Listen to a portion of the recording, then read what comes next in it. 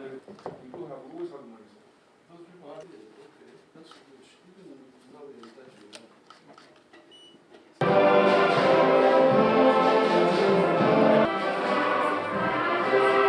His Excellency, the President of Kenya, and lead us into vision that serves your purposes for justice, equity, and shared prosperity. This is such a moment for Africa, because the Africa of tomorrow will not be shaped by hope alone. It will be shaped by what we build, by what we finance, what we connect, what we process, and how we choose to do that now. The Africa our children will inherit will not be the one we hope for. It will be the one that we've intentionally built. This summit is not only about infrastructure. It's about whether Africa will finally organize its resources, its capital, and its leadership to build economics that retain value, create jobs at scale, and become more resilient on our own terms. We must be able to show that regional projects move from concept to execution. We must be able to show that capital was mobilized for infrastructure, not merely discussed.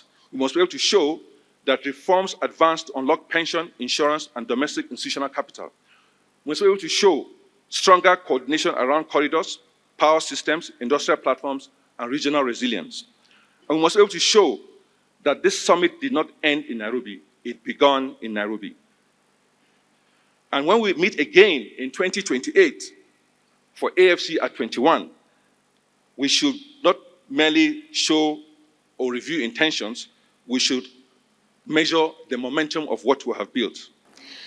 It is a privilege to be with you today as we open this inaugural summit anchored on infrastructure as the engine for industrialization, with the purpose of attaining the Africa we want through the Africa we build. The central question before us is not whether Africa should industrialize.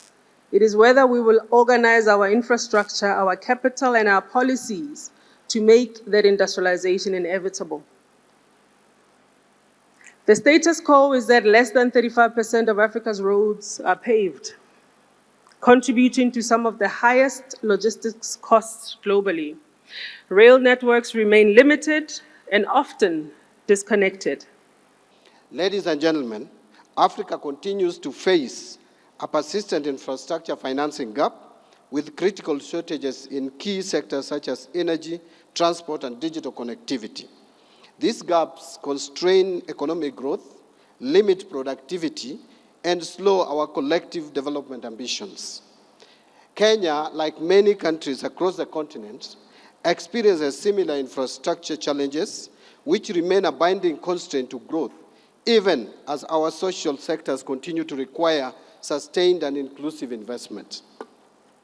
I dare say, ladies and gentlemen, we have this, in this room, we have the political leadership, we have the industrialists, we have the financiers to transform our continent, and we must waste no time looking any further.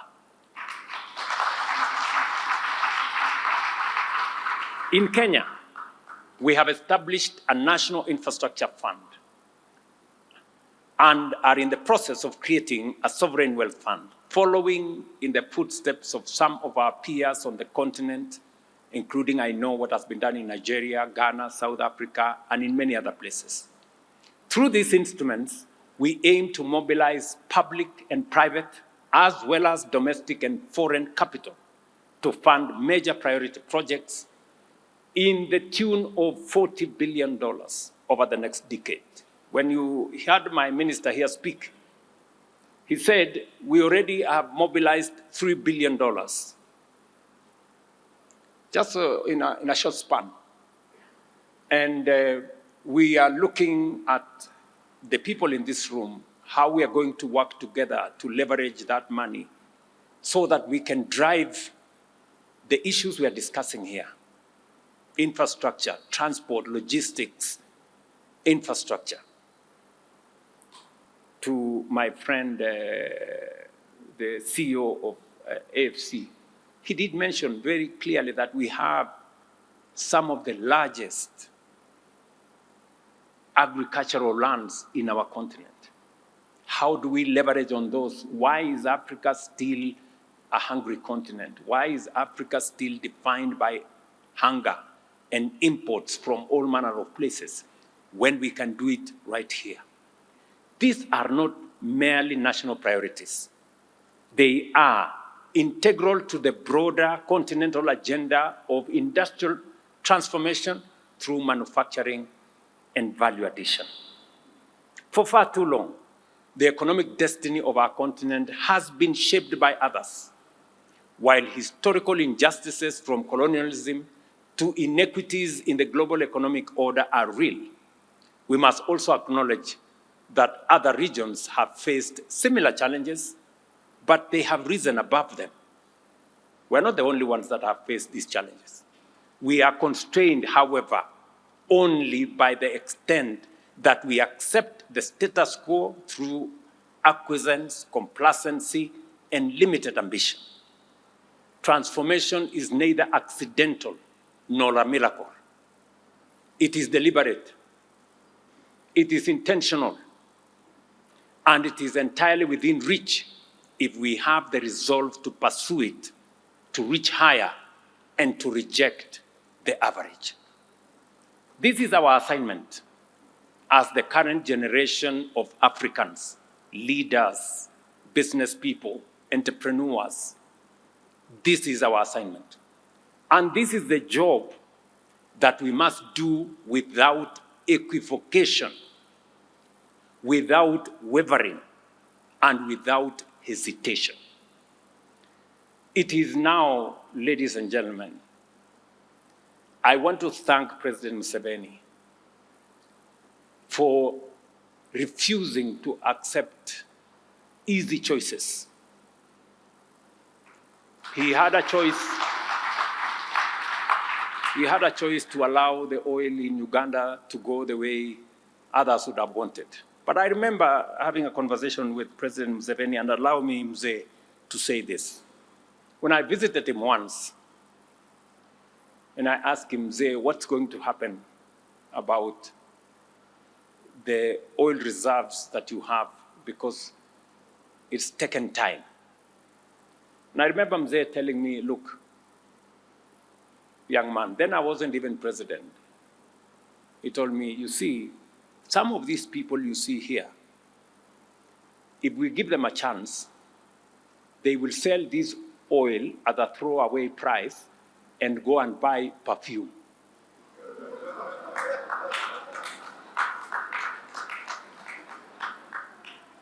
You know, those are his words, and they have never left my mind. You know, a case of people making shortcuts, easy decisions, you know, and in the process, sabotaging the destiny of a nation and a region.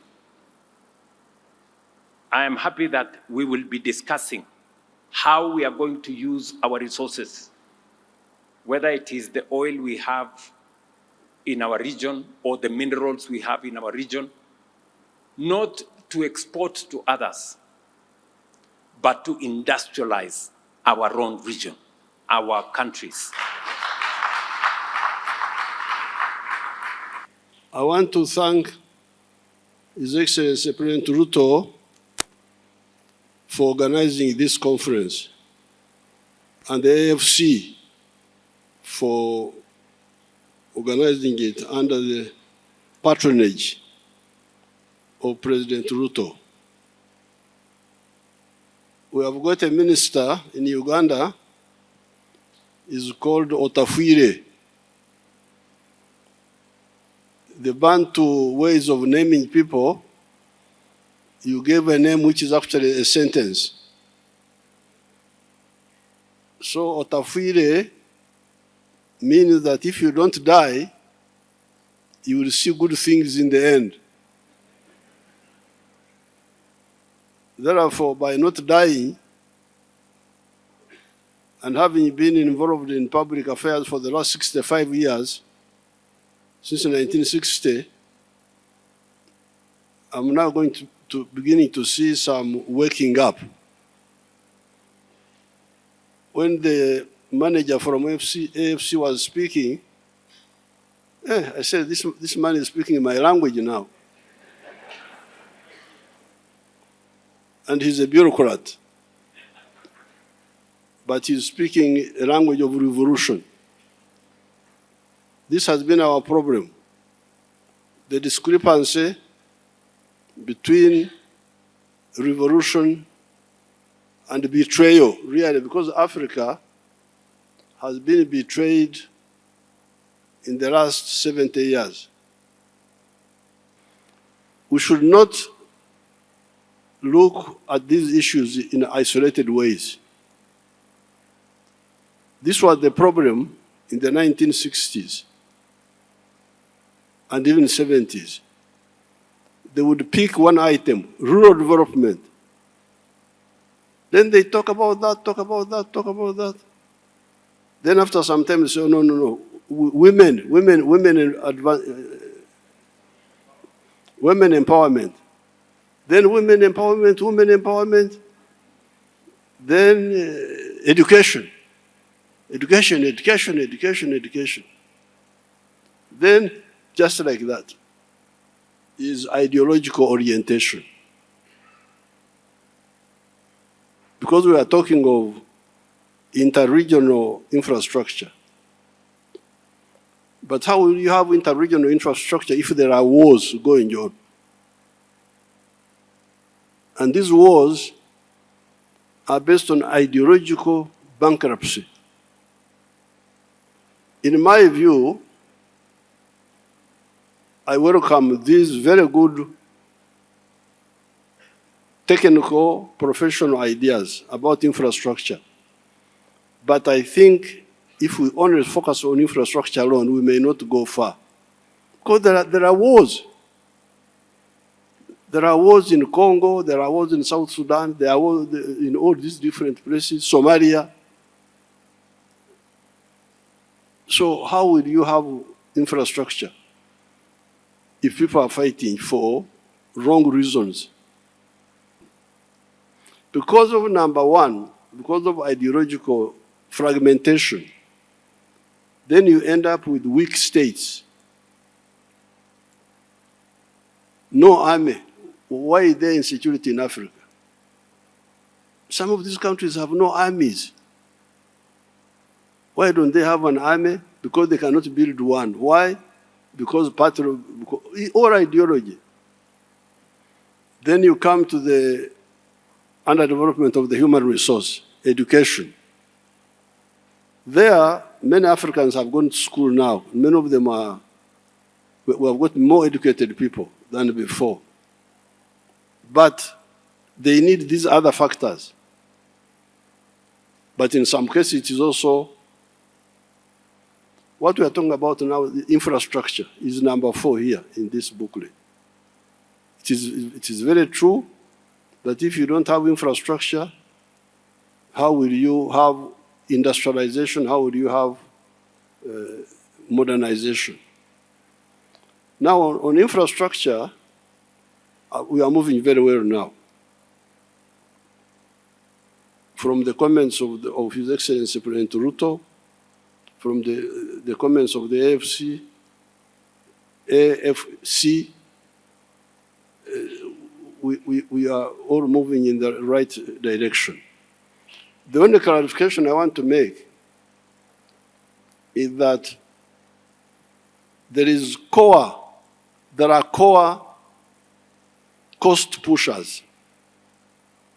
If you want your economy to succeed, you must identify the core cost pushers, which push costs in production. One of them is transport. Transport, especially the railway and the water transport. So if you build the railway, you must build it with either government money,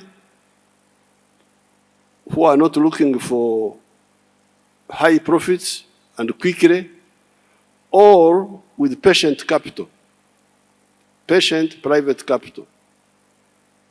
Because if you have got very high cost of transport, of the railway, how will you compete? How will you compete? How will the companies make money? The other cost pusher is electricity. In Uganda, my people behind my back, they made a mistake and they went with a group called what? I don't know what they called them. And they built a dam, one of the dams on the Nile, using private money. When it came to the price of the electricity, production was 16 cents per kilowatt hour. How can you make money? How can that electricity help the economy? Well, it almost caused a civil war because they didn't tell me, they went behind my back. But the dams were built with government money. We are able to produce electricity at 4.8 cents, American cents per kilowatt hour. Then the old dams, the ones we have already paid for, the cost is 1.2 cents, American cents. So there, we must be very careful. It must either be government money or patient capital, not people who are looking for quick money. Then the next, it is the railway and electricity and water transport. And then the cost of money in the banks. That's why in Uganda, I had to keep the Uganda Development Bank. I privatized the Uganda Commercial Bank because they persuaded me that they confused me. They said, if you privatize, private capital is efficient, they will do what? I said, okay, but you know, I am a bushman, so I go cautiously. So I said, okay, you take the Uganda Commercial Bank. They privatized it. The interest rate is now 25%. How can somebody, that's how you get what His Excellency was talking about, the perfume importers.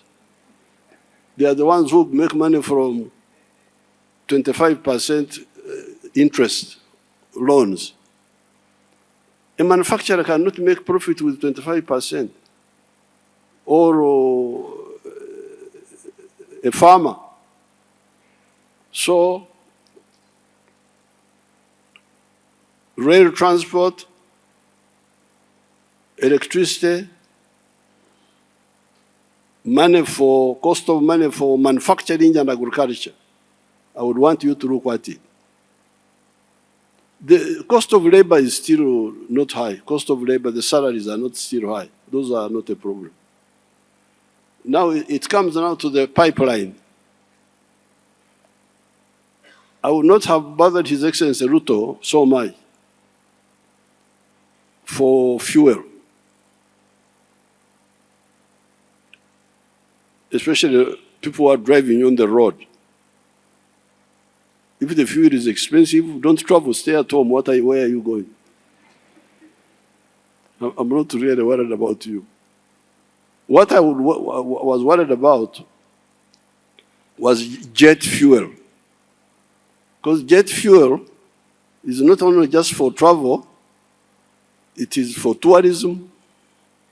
If the cost of the jet fuel is very expensive, the tourists will not come. It is for export, because the aircrafts also export. So that's why I had to disturb His Excellency Ruto that the governments need to keep a voice in the pipeline. The governments of Kenya, government of Uganda must keep a voice in the pipeline, mainly because for the jet fuel.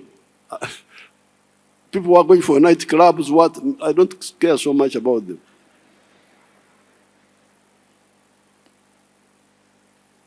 If you don't have the money, stay at home. Where are you going? So therefore, with the infrastructure, But for instance, for the roads, once we have got enough infrastructure of the railway and the water, because there's also water transport. Water transport, Lake Victoria, the River Nile, Lake Albert. Once we have those, the railway, electricity, for the roads, we can actually have toll roads. Yeah. That's what I'm telling our American friends. Come and make money on the toll roads. I will not welcome you in the railway if you are greedy for profits.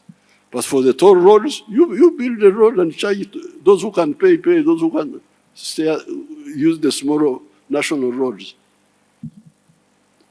So that's what I would say on the infrastructure.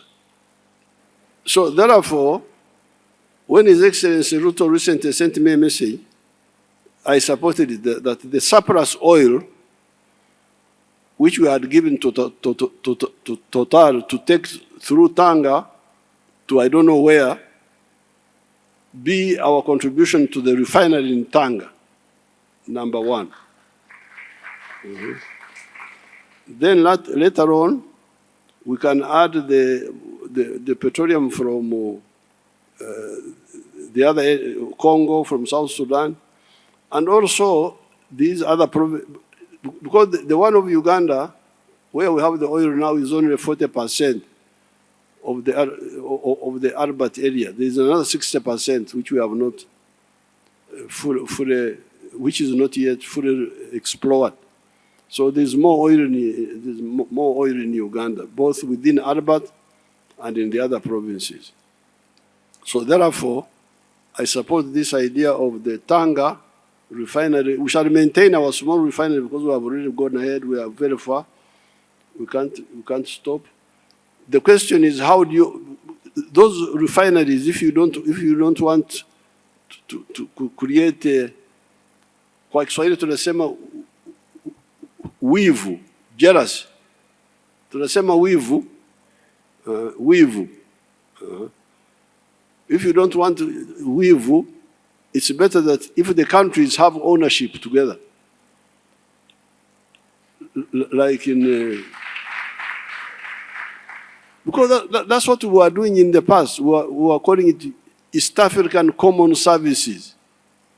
We were owning the ports together, East African harbors, East African Railway, East African Airways, East African Development Bank. It was all East African. If it is all ours, then it is ours. Then it is not either me or you. Hakuna kushindana. You are all together. So with these few words, you should be careful. Don't invite old men for.